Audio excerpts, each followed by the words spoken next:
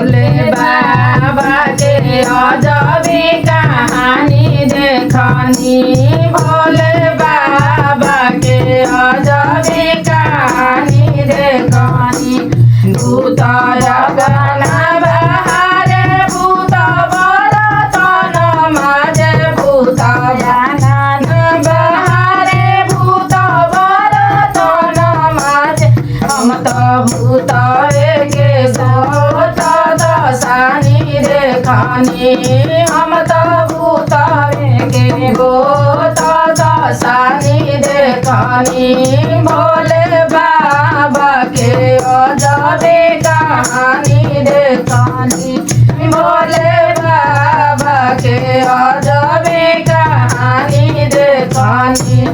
भूत भांग पीसेला भूत दूर पीसेला भूत भांग पीसेला भूत दूर पीसेला।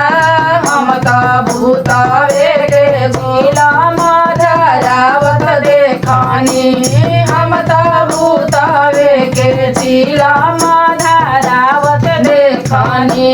भोले बाबा के अजबे कहानी देखनी। भोले बाबा के अजबे कहानी देखनी।